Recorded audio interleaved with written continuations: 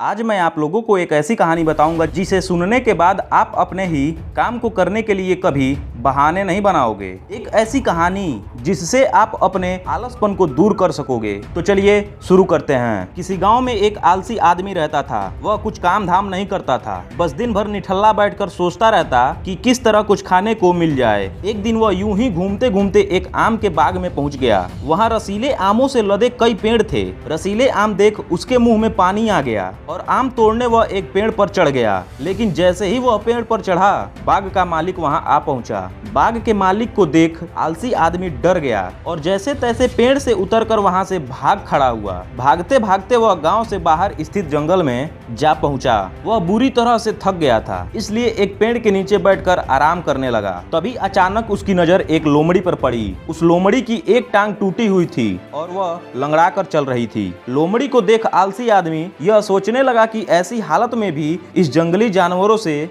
भरे जंगल में यह लोमड़ी बच कैसे गई, इसका अब तक शिकार क्यों नहीं हुआ। उस आदमी को यह जानने की इच्छा हुई कि आखिर कैसे यह लोमड़ी अभी तक बची है। यह जानने के लिए वह एक पेड़ पर चढ़ गया और वहां बैठकर देखने लगा कि अब इस लोमड़ी के साथ आगे क्या होता है। कुछ ही पल बीते थे कि पूरा जंगल शेर के एक भयंकर दहाड़ से गूंज उठा, जिसे सुनकर सारे जानवर डर कर भागने लगे। लेकिन लोमड़ी अपनी टूटी टांग के साथ भाग नहीं सकती थी, तो वह वहीं खड़ी रही। शेर लोमड़ी के पास आने लगा। आलसी आदमी ने सोचा कि अब शेर लोमड़ी को मारकर खा जाएगा, लेकिन आगे जो हुआ वह कुछ अजीब था। शेर लोमड़ी के पास आया। शेर लोमड़ी के पास पहुंचकर खड़ा हो गया। उसके मुंह में मांस का एक टुकड़ा था, जिसे उसने लोमड़ी के सामने गिरा दिया। लोमड़ी आराम से मांस के उस टुकड़े को खाने लगी। थोड़ी देर बाद शेर वहां से चला गया। यह देखकर आदमी सोचने लगा कि भगवान सच में धरती के समस्त प्राणियों के लिए, चाहे वो जानवर हो या इंसान, खाने पीने का प्रबंध रखा है। वह अपने घर लौट गया। घर आकर वह 2-3 दिन तक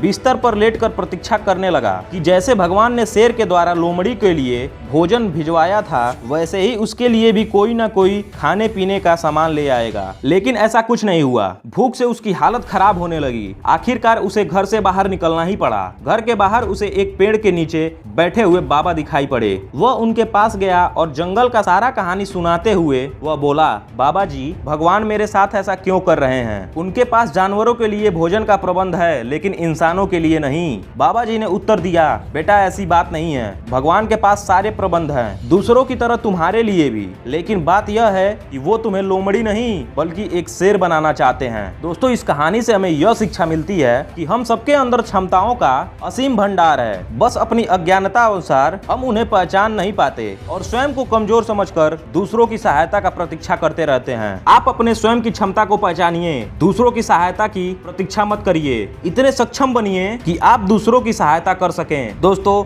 वीडियो अगर अच्छी लगी हो तो वीडियो को लाइक और शेयर जरूर करें और चैनल को सब्सक्राइब करें ऐसे ही मोटिवेशनल वीडियो देखने के लिए। मिलते हैं कल एक नए वीडियो के साथ। मोटिवेशनल 45।